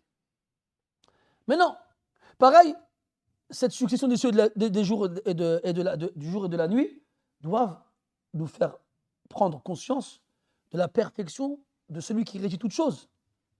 Jamais il y a du retard, jamais il y a de l'avance, il y a une harmonie et un ordre précis qui est respecté à la centième près. C'est pas comme le train. Je pense que ces derniers jours, les grèves parlent bien de ça. Tu arrives, tu es content, tu vas au travail, tu vas à l'école, tu arrives à la gare, il n'y a pas de train. Ou bien même s'il est annoncé, il vient largement après. Tu as un avion qui est prévu, ça fait des semaines que tu prépares le voyage, tu arrives à l'aéroport, l'avion est retardé. Ou bien plein de choses de ce genre-là. On prévoit des choses, mais comme c'est nous qui les gérons, elles ne sont pas à l'abri des imprévus. Allah tabaraka wa ta'ala, souviens-toi le verset « Kulla yawmin huwa fi sha'an ». Wallahi, mes frères, si on était conscients de l'étendue de ce verset, on ne dormirait pas. Tellement il est extraordinaire. La gestion des jours et de la nuit. Il choisit c'est lui qui va déterminer leur durée. En hiver, la nuit qui sera plus longue que le jour. Et en été, le jour qui sera plus long que la nuit. Et au printemps et en automne, où elles sont plus ou moins équivalentes. Puis, il va faire en sorte que ces journées et ces nuits se passent différemment en fonction des endroits qu'il y a sur Terre. Et avec ça, il gère la pluie, il gère le soleil qui se lève, et la lune qui apparaît, et les étoiles, et les choses qui viennent au monde, et les choses qui meurent, et les plantes qui poussent, et celles qui meurent, etc., etc., etc. Et avec tout ça, il nous voit tous, il entend tout ce qu'on fait, Il voit tout ce qu'on dit, il entend tout ce qu'on dit, il voit tout ce qu'on fait, et il sait tout ce qu'on a dans nos poitrines. Regarde le verset comment il finit. وَهُوَ عَلِيمٌ بِذَاتِ الصُّدُورِ. Donc normalement, si tu réfléchissais à ces choses-là, tu pourrais que t'ébahir et dire Subhanallah. Et Allah dans Ali Imran à la fin, il dit Inna fi khalqis samawati wal ard wa ikhtilafil layli wan nahar. Il y a dans la création des cieux et de la terre et la succession du jour et de la nuit, de la nuit et du jour. Ayatin li ulil albab.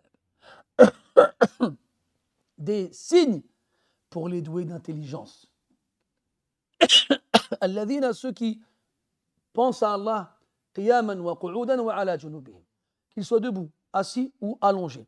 Essaye ne te focalise pas sur la position qui est évoquée, mais dis-toi plutôt qu'Allah il a évoqué les positions principales que l'être humain il a tout au long de sa vie. Soit il est debout, soit il est assis, soit il est allongé. Ça veut dire quoi en gros? Qu'il pense à Allah tout le temps. Quand il dit يذكرون الله قياما وقعودا وعلى جنوبهم, يعني يذكرون الله في كل حين. Tout le temps il pense à Allah subhanahu wa ta'ala. Parce que dans toute chose qu'il voit autour de lui, il voit la grandeur d'Allah azza wa jal. وفي كل شيء له آية تدل على أنه واحد. فكيف يجحده الجاحد إلى آخره. Donc dans toute chose il y a un signe qui indique qu'il est unique subhanahu wa ta'ala. Et donc à force d'observer la création et à force de méditer sur la grandeur du Créateur, tu ne peux arriver qu'à une conclusion. Subhanak. Que tu sois sanctifié. Tu es au-delà de tout ce qu'on peut imaginer. Que tu sois sanctifié. Comment on a pu oser adorer autre que toi? Que tu sois sanctifié. Comment on a pu te désobéir et t'oublier? Que tu sois sanctifié. الذين يذكرون الله قياما وقعودا وعلى جنوبهم ويتفكرون في خلق السماوات والأرض ربنا ما خلقت هذا باطلا. Et quand tu vois cette création, cette perfection, cette harmonie, cette précision, tu ne vas pas croire qu'Allah a créé ça pour rien, sans raison, sans but. أفحسبتم أنما خلقناكم عبثا وأنكم إلينا لا ترجعون. Est-ce que vous pensez qu'on vous a créé sans raison et que vous n'allez pas revenir vers nous? أيحسب الإنسان أن يترك سدى. L'être humain pense-t-il qu'on l'a créé pour vivre sans être concerné par des obligations, des interdictions, des ordres et des devoirs? Non. Subhanallah. Qu'Allah soit sanctifié, qu'on croit de lui, qu'il ait créé toute cette perfection, toute cette création, toute cette harmonie, pour rien, sans aucune raison. On crée, il nous crée, on vit, puis on meurt et on disparaît, et on est oublié. Non. Qu'Allah soit sanctifié de faire une chose pareille. Imagine-toi un être humain comme toi et moi, qui passe 50 ans à construire une machine. Il est là, il y passe ses journées, il y passe ses soirées, il se prive de mariage, il se prive d'avoir des enfants, il se prive de passer du bon temps, il se prive de se reposer. Toi, tu vois comme ça, tu te dis, mais qu'est-ce qu'il fait? Tu vois, il sort des calculatrices, des ordinateurs, il calcule, il fait des schémas, il ramène des matériaux de partout sur Terre, il ramène du marbre par-ci, il ramène de l'acier par-là, il ramène du bois par-ici, il est là, il construit. 50 ans plus tard, toi, tu es là, attends, mais tu veux voir le résultat? Et quand il finit, tu dis, ça sert à quoi? Il dit, à rien. Qu'est-ce que tu fais, Bilal Alek? Tu ne mets pas une gifle, puis une autre, puis 10 autres? Pourquoi tu as fait ça? Pourquoi tu as passé autant de temps à construire une chose aussi grandiose pendant 50 ans pour rien? Elle ne sert à rien. Aucun être humain normal, normalement constitué, ne pourrait considérer ce genre d'individu autrement que comme étant stupide. Aucun. Et ça, tu peux le demander à n'importe qui, il te dira la même chose, il sera d'accord avec toi. Mais par contre, que le Seigneur de l'univers, le Créateur absolu, crée cette création avec une perfection jamais inégalée et incomparable, tu dis qu'il nous a créé comme ça, c'est tout. On vit, puis on meurt, et puis quand le temps il passera, bien on disparaîtra, et puis on ne sera pas ressuscité. Non. Allah, mes frères, il nous montre la résurrection tous les jours. C'est juste nous, on ne voit pas. C'est juste nous, on ne voit pas, mes frères. Combien de fois tu vois des arbres à côté de chez toi? Combien de fois tu vois ces feuilles tomber en automne? Combien de fois tu le vois complètement nu en hiver?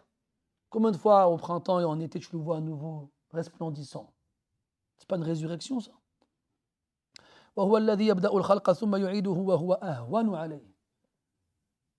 Allah, il commence la création, il la recommence tout le temps. Yuhyi wa yumit, donne la vie, donne la mort. Subhanahu wa ta'ala. et avec tout ça, tu refuses toujours de te soumettre à lui et de reconnaître sa grandeur et d'accepter ses ordres.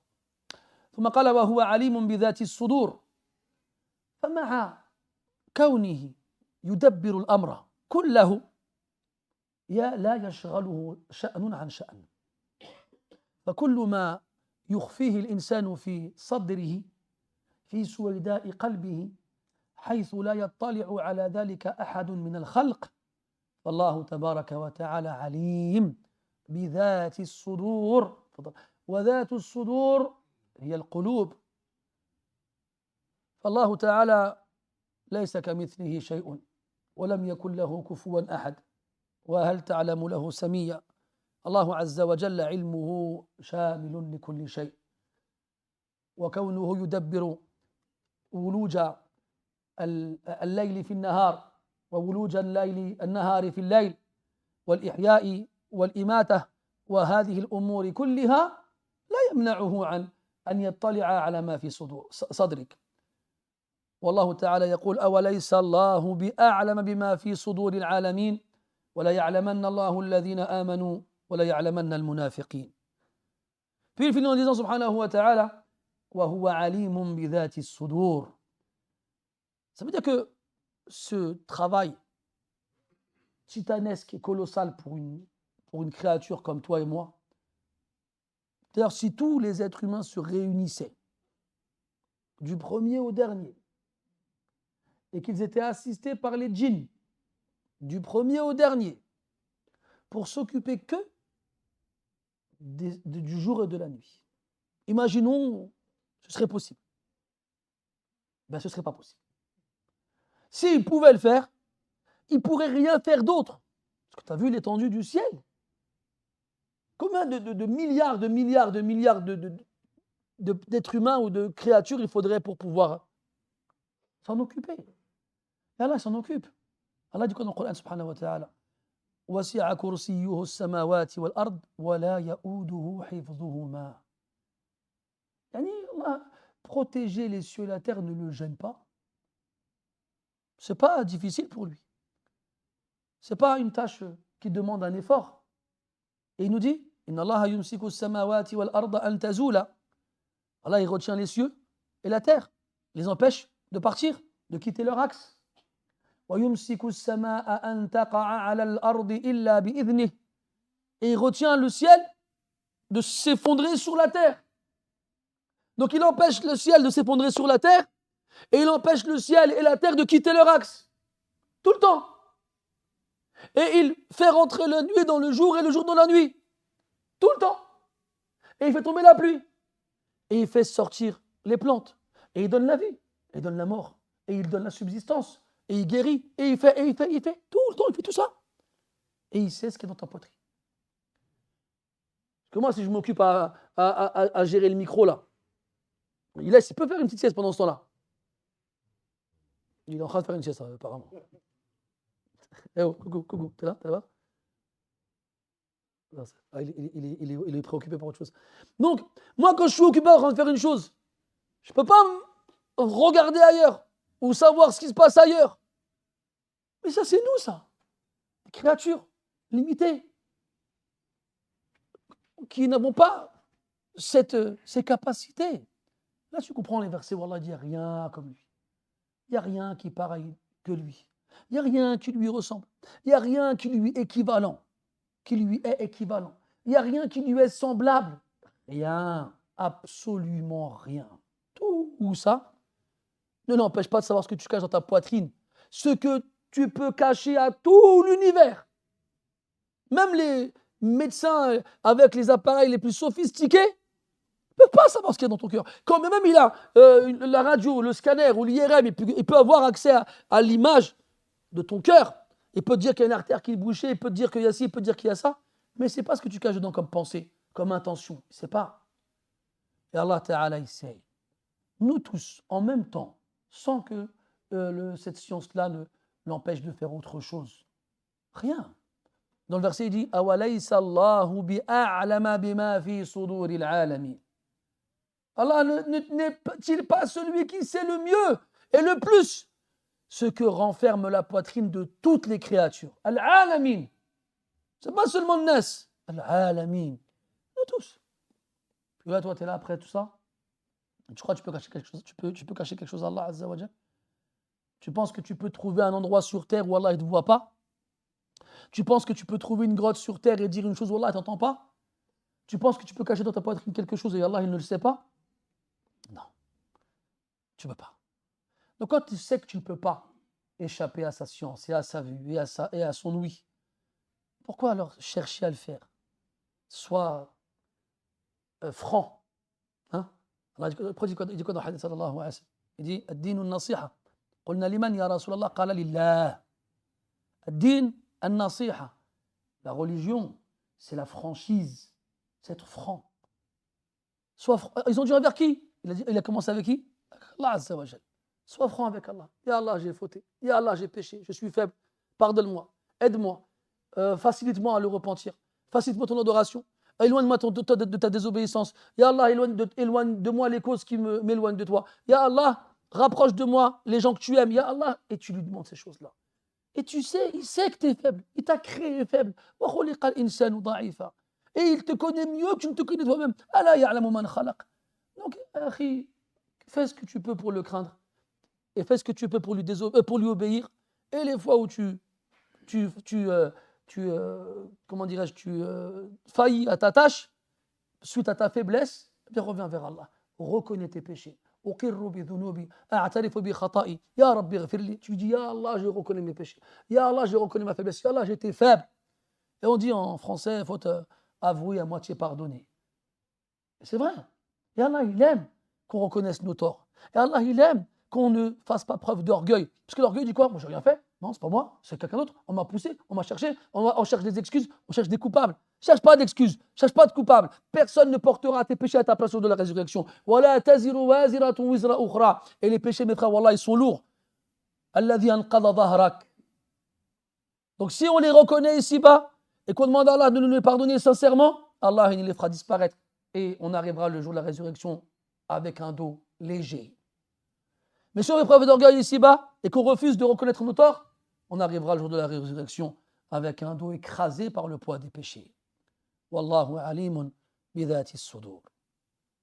ثم قال سبحانه وتعالى بعدما تقرر ذلك كله بعدما فهمت وعلمت وأيقنت بعظمة الرب سبحانه وتعالى وبعلمه الشامل وبقدرته التي لا حد لها وبسمعه وبصره وإحاطته بكل شيء وباستوائه على خلقه على عرشه بعدما تقرر ذلك كله أو كله يجب أن تؤمن به يجب أن تؤمن به ويجب أن تؤمن بهذا الرسول الذي أرسله إليك ليبلغك كلامه كي تمتثل أوامره وتترك نواهيه آمنوا بالله ورسوله وأنفقوا مما جعلكم مستخلفين فيه فالذين آمنوا منكم وأنفقوا لهم أجر كبير. واختلف العلماء في المخاطب على قولين. الجمهور يرون أن المخاطب هم كفار قريش ومن كانوا على شاكلتهم. آمنوا بالله ورسوله وأنفقوا مما جعلكم مستخلفين فيه. هذا الرسول بين أيديكم وتعرفونه حق المعرفة فأنتم الذين لقبتموه بالأمين قبل أن يوحى إليه فكيف تنقلبون ظهرا عن بطن ثم تتهمونه بالكذب ولم تجربوا عليه قبل ذلك كذبا. آمنوا بالله ورسوله. وقيل أن المخاطب هم المؤمنون وهذا عائد إلى الاختلاف السابق الذكر في تاريخ نزول هذه السورة بين من قال أنها مدنية ومن قال أنها مكية. فمن قال أنها مدنية قال أن المخاطب هم المؤمنون والمؤمن يؤمن فكيف يؤمر بالإيمان والمقصود الازدياد من الإيمان وتقوية الإيمان ومن ذلك قوله تبارك وتعالى يا أيها الذين آمنوا آمنوا بالله ورسوله وقوله تبارك وتعالى يا أيها الذين آمنوا اتقوا الله وآمنوا برسوله. فالمقصود ازدادوا إيمانا مع إيمانكم وَلْيَكُنْ إِيمَانُكُمْ أَقْوَى مِمَّا كَانَ سابقا آمنوا بالله. وإن كانت هذه السورة مكية فالمخاطب هم الكفار، كفار قريش الذين أرسل الله تبارك وتعالى إليهم رسوله ويعرفونه حيث إنه واحد منهم، ويعرفون آباءه ويعرفون قبيلته ويعرفون عنه كل شيء، يوم ولادته وأسماء آبائه، ويعرفون متى مات أبوه ومتى مات جده ومن تكفل به بعد ذلك ومن تزوج وما اسم أبنائه وبناته، وبعد ذلك إذا جاءهم رسولا أنكروه وجحدوه ورفضوه وطردوه. فما هذا بإنصاف. Puis Allah tabaraka wa ta'ala dit Aminu billahi wa rasulihi. Croyez en Allah et en son messager. Après qu'Allah nous ait donné autant d'informations à son sujet, dans seulement 6 versets. Regardez tout ce qu'on a pu dire, et ce n'est qu'une goutte dans un océan par rapport à ce qu'on pourrait dire en plus, le concernant subhanahu wa ta'ala dans ces 6 versets-là. Imagine-toi alors tout ce qu'on peut déduire des centaines de versets du Coran où Allah ta'ala il se décrit à toi pour que tu le craignes et tu le glorifies et tu le sanctifies et tu l'aimes et tu lui obéis, tu te soumets à lui. Et subhanallah, même les gens qui ne sont pas musulmans, ils reconnaissent aux musulmans leur attachement au Coran. Et je pense que nous tous ici présents, qui sommes originaires de pays musulmans, on sait comment ça se passe dans nos pays. On sait que dans nos pays, les enfants dès le plus jeune âge, ils apprennent le Coran. On sait dans nos pays que tout le monde sait lire le Coran. Tout le monde. Tu vas à la mosquée, tout le monde a un mushaf. Tout le monde en connaît une partie. Que le pays soit arabe ou qu'il ne le soit pas. Ce n'est pas propre aux Arabes, c'est aux musulmans.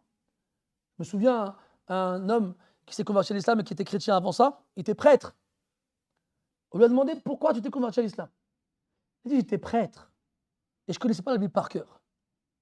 Et j'ai regardé chez les musulmans, j'ai vu que même les enfants connaissaient le Coran par cœur.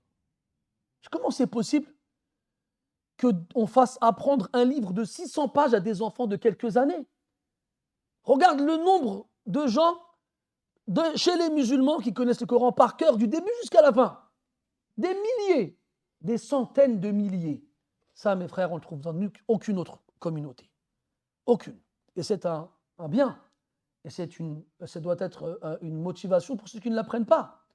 Et se dire comment ça se fait que les musulmans sur terre, ils l'apprennent. Où que tu ailles au Maghreb, tu ailles en Afrique centrale, tu ailles au Moyen-Orient, tu ailles en Asie mineure, tu ailles en Extrême-Orient, que ce soit des Arabes, que ce soit des Turcs, que ce soit des Pakistanais, que ce soit des Indonésiens, que ce soit des Soudanais, ils connaissent tous le Coran par cœur. Tous. Ils n'ont pas la même langue, ils n'ont pas la même peau, ils n'ont pas la même culture, mais ils ont la même religion et ils apprennent tous le même livre. Et toi, tu es en France, tu es originaire dans ces pays-là et tu n'apprends pas le Coran. J'en suis sûr, mes frères, tous ici, dans nos familles, on a quelqu'un qui connaît le Coran par cœur. Au moins une personne. C'est sûr. J'en suis sûr. Et toi, tu n'apprends pas le Coran. Pourquoi? C'est la France qui t'a changé? Est-ce que le fait d'être dans un autre pays doit nous transformer? On est des musulmans, où qu'on se trouve sur terre. Qu'on soit en France ou qu'on soit ailleurs, ça ne change rien. Donc pourquoi cette négligence? Pourquoi cette insouciance? Mais ce n'est pas là où je voulais en venir. Où je voulais en venir, c'est que malheureusement, nous soyons autant à lire le Coran et à l'apprendre, et on passe à côté de ce qu'il y a de plus important dans le Coran. Ce sont les versets où Allah nous parle de lui, subhanahu wa ta'ala. Et si on leur donnait un tant soit peu d'importance, et un tant soit peu de réflexion, et de concentration, et de méditation, le Coran serait différent, mes frères, quand on le lit. Mais est-ce qu'on recherche réellement cette différence-là? Donc dans ces versets, Allah il nous a parlé de lui. Il s'est présenté à nous. Il s'est décrit à nous. Pour justement faire naître cette flamme dans nos cœurs qui va brûler toute forme de mécréance, d'ostentation, d'association, de désobéissance, de rébellion, pour ne laisser qu'un cœur entièrement habité par l'amour d'Allah subhanahu wa ta'ala. Et donc logiquement, après tout ça, tout ce que tu peux ressentir en toi, c'est la foi. Et là, Allah Ta'ala, il nous adresse un ordre. Enfin, il adresse un ordre. Croyez en Allah et en son messager. Croyez en Allah et en son messager. Le verbe est conjugué à l'impératif. Et là, les savants ils divergent sur l'interlocuteur, à qui Allah il s'adresse. Et cette divergence, elle est due à une divergence précédente qu'on a citée avant, sur le moment où cette sourate a été révélée. Donc on a dit que certains savants disent qu'elle est médinoise, qu'elle a été révélée après l'émigration du prophète Ahmed sallallahu alayhi wa sallam. Donc le discours, il se fait aux croyants. Mais on ne va pas demander aux croyants de croire, vu qu'ils croient déjà. Eh bien si, on le retrouve dans le Coran. Allah dit subhanahu wa ta'ala, Ya ayyuha alladhina amanu, aminu billahi wa rasulihi wal kitabi alladhi nazzala ala rasulihi wal kitabi alladhi anzala min qabl. Ô vous qui avez cru, croyez en Allah et en son messager. Ô vous qui avez cru, croyez en Allah et en son messager. Dans le verset, Allah Ta'ala dit, Ya ayyuha alladhina amanu taqullah wa aminu bi rasulihi. Ô vous qui avez cru, d'ailleurs c'est dans le hadith, on y reviendra un jour, Inch'Allah, ô vous qui avez cru, craignez Allah et croyez en son messager. Vous qui avez cru, croyez. Et en grammaire, plutôt en conjugaison, quand on emploie l'impératif, c'est pour exprimer l'ordre d'une action qui n'est pas accomplie. Si je te dis, Mathalan, lève-toi, c'est que tu n'es pas debout. Donc comment demander à quelqu'un qui croit de croire? Mais en arabe, il y a d'autres subtilités à cet emploi-là, qui va impliquer la continuité et le renforcement de l'action, même si elle a déjà eu lieu au préalable. Comme quand Allah dit au prophète sallallahu alayhi wa sallam, Ya ayyuhan nabiyyu ittaqillah. Ô prophète, crains Allah. Est-ce que c'est-à-dire qu'il ne craignait pas Allah? Hasha. C'est lui qui dit sallallahu alayhi wa sallam, Ala inni atqakum lillahi wa akhshakum lah. Je suis celui qui craint le plus Allah parmi vous. Donc quand Allah lui demande de craindre Allah, de continuer à le craindre et de le craindre encore plus. Et quand il demande aux croyants de croire, il leur demande de continuer à croire et de croire en lui encore plus. Donc il n'y a pas d'incohérence dans le fait de demander aux croyants de croire. Et si on part du principe où la sourate elle est mécoise et qu'elle a donc été révélée avant l'immigration du prophète sallallahu alayhi wa sallam à Médine, alors il s'adresse aux kuffars. Et là c'est clair. Croyons en Allah et en son messager. Parce qu'ils ne croient pas en Allah comme il le faut et ils ne croient pas en son messager non plus. Donc les deux, ils sont possibles. ثم قال سبحانه وتعالى آمنوا بالله ورسوله وأنفقوا مما جعلكم مستخلفين فيه. وهذه الآية لها كذلك معنيان، أو هذا الجزء من الآية له كذلك معنيان. فالمعنى الأول، إذا كان المخاطب كفار قريش، فالمقصود لما جعلكم الله تبارك وتعالى خلفاء لمن سبقكم وجعل بين أيديكم أموالهم التي تركوها بعد مماتهم، فمن تمام الشكر أن تنفقوها فيما يرضي الله تبارك وتعالى وفيما يأمر الله تبارك وتعالى به. فمن أوجه شكر النعم استعمال هذه النعم في طاعة المنعم سبحانه وتعالى. والمعنى الثاني أن هذه الأموال التي في أيديهم إنما ملكوها من الله تبارك وتعالى، فالله عز وجل هو مالك الملك ويملك كل شيء، والأموال كلها ملكه وملكه. يقول سبحانه وتعالى وآتوهم من مال الله الذي آتاكم، ويقول سبحانه وتعالى وأنفقوا مما رزقناكم وأنفقوا مما رزقكم الله.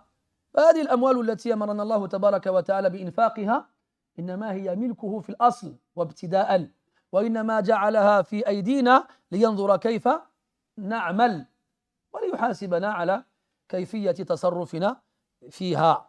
والمعنيان لما لم يكن بينهما اضطراد ولا تناقض حملت الآية عليهما معا. Puis Allah tabaraka wa ta'ala dit وَأَنْفِقُوا مِمَّا جَعَلَكُمْ مُسْتَخْلَفِينَ فِيهِ, et dépensez de ce qu'on vous a donné en tant qu'héritier. En tant qu'héritier ou que successeur. Mustakhlaf, yani khulafa. Le mot mustakhlafin, il ne vient qu'une fois dans tout le Coran, c'est ici. Mustakhlafina, ici, c'est ceux qu'on a mis en tant que successeurs. Ceux qui sont venus après. Les successeurs dans le sens d'héritier, car ils ont récupéré ce qui a été délaissé par ceux qui les ont précédés. Donc, ils sont arrivés et ils ont trouvé des biens. Et ils se les sont accaparés. Ils en ont obtenu la propriété. Et cette propriété, ils n'ont pas eu besoin de s'efforcer à l'obtenir. Ils l'ont eu sans avoir besoin de faire le moindre effort. Et donc, comme Allah leur a donné cette propriété et a fait d'eux des héritiers, la moindre des choses pour être reconnaissant et plein de gratitude, c'est de dépenser ces biens-là comme on a aimé les trouver quand on est arrivé. Et quand on parle d'héritage, soit on parle des gens, de nos prédécesseurs, de nos ancêtres qui sont morts avant nous et qui ont travaillé avant nous et qui ont eu tout ça, et nous on est arrivé, ça y est, c'est là. À une époque, tu viens, tu as un enfant, tu viens de naître, bah, ton père il a des hectares, il a des troupeaux, il a ci, il a ça. Toi, tu n'as rien fait du tout. Puis après, ton père il va mourir et toi, tu vas récupérer les choses après lui. Tu n'as rien fait pour avoir tout ça. Donc, le moyen de conserver cette richesse, cet héritage, c'est bien, c'est quoi? C'est de les dépenser comme Allah il le veut.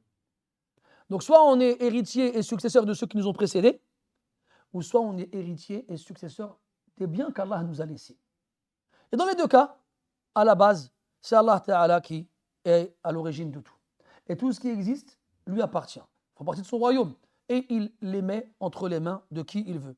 Dans quel but? Pour voir comment on va s'en servir. Et de quelle façon on va les dépenser. Est-ce qu'on va les dépenser pour nous? Est-ce qu'on va les dépenser pour nos familles? Est-ce qu'on va les dépenser dans l'investissement? Est-ce qu'on va les dilapider à quoi qu'il en soit? Allah il va voir comment on s'en est servi. Et après, il nous jugera par rapport à la façon dont on s'en est servi. Il dit sallallahu alayhi wa sallam, لا تزول قدم عبد حتى يسأل عن أربع وذكر فيهن وعن ماله من أين اكتسبه وفيما أنفقه. Le jour de la résurrection, Allah nous interrogera sur 4 choses. Et dans ces 4 choses-là, il y a les biens qu'on possède, comment on les a eus et comment on les a dépensés. Et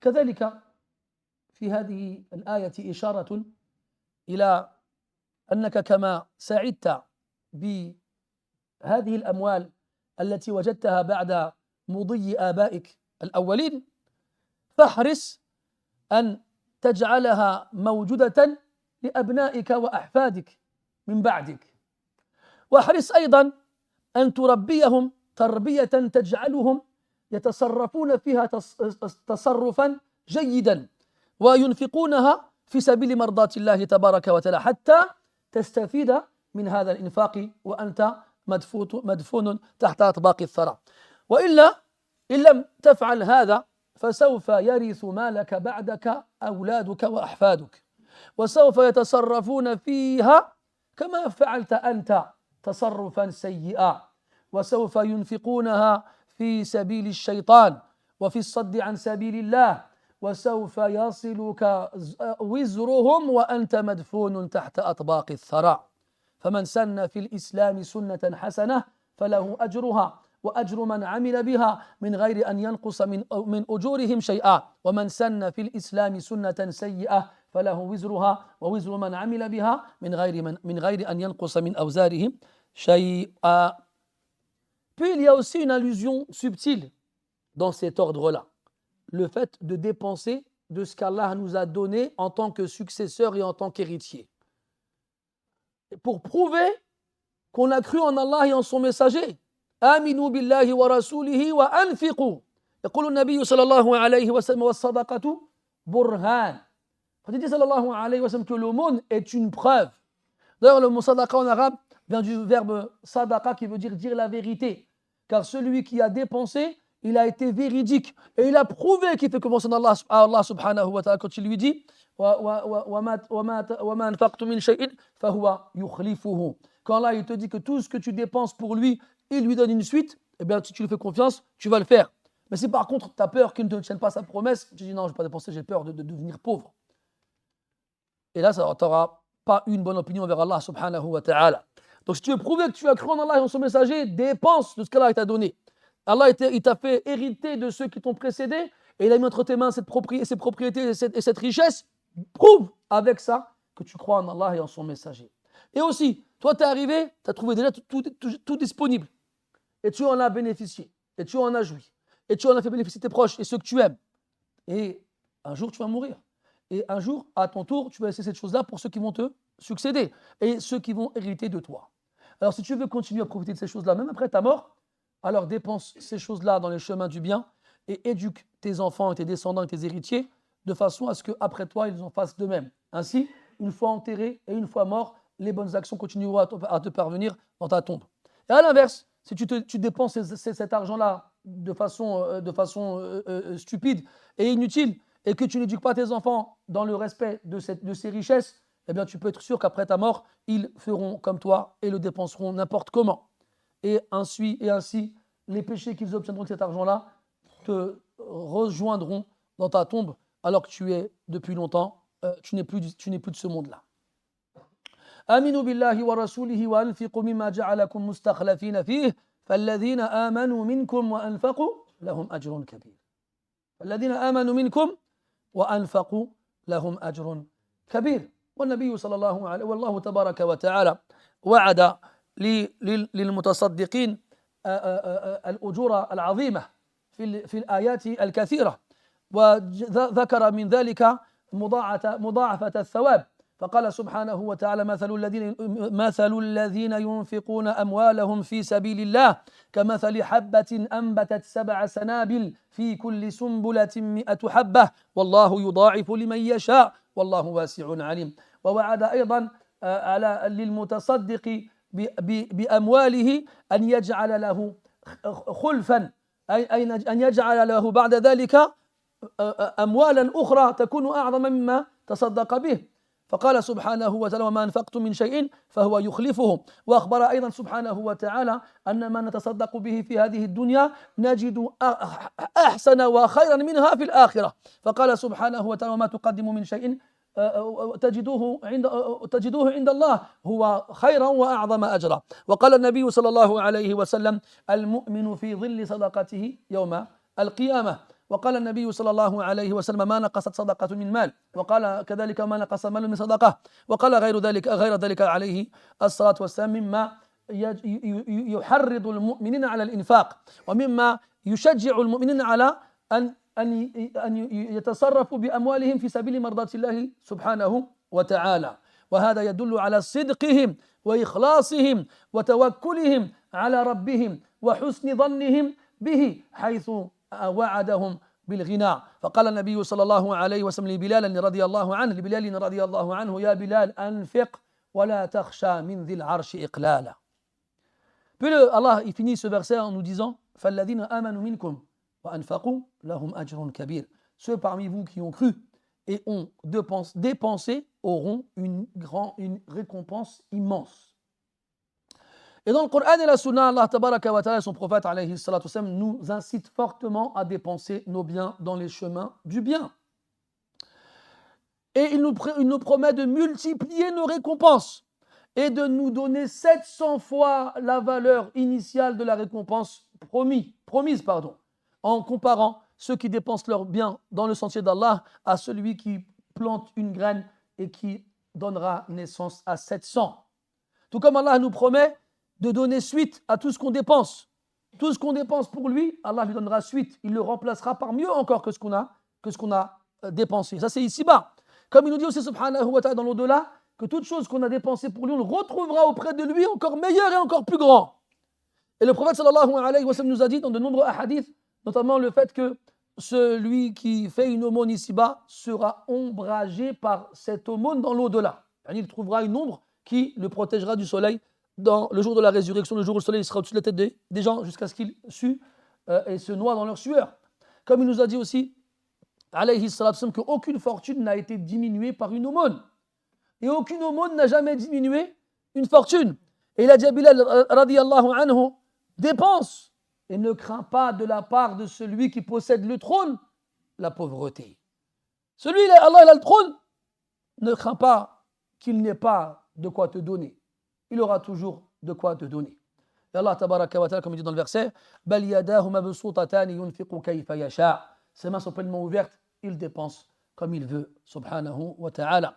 وللحديث بقية نؤجله إلى الدرس المقبل إن قدر الله البقاء واللقاء. نسأل الله تبارك وتعالى أن يجعل القرآن ربيع قلوبنا ونور صدورنا وجلاء أحزاننا وذهاب همومنا وغمومنا وسائقنا ودليلنا إليه وإلى جناته جنات الفردوس. اللهم علمنا ما ينفعنا وانفعنا بما علمتنا وزدنا علما نافعا واجعل علمنا حجة لنا لا علينا واجعلنا من أهل القرآن الذين هم أهلك وخاصتك يا ذا الجلال والإكرام. اللهم اجعلنا ممن يعمر أوقاته كلها بتلاوة كتابك وبمدرسته وتدبره واجعلنا ووفقنا لمن يعمل به مخلصا لك الدين يا رب العالمين. وصل اللهم وسلم وبارك على عبدك ورسولك محمد وعلى آله وأصحابه والحمد لله رب العالمين وبارك الله فيكم.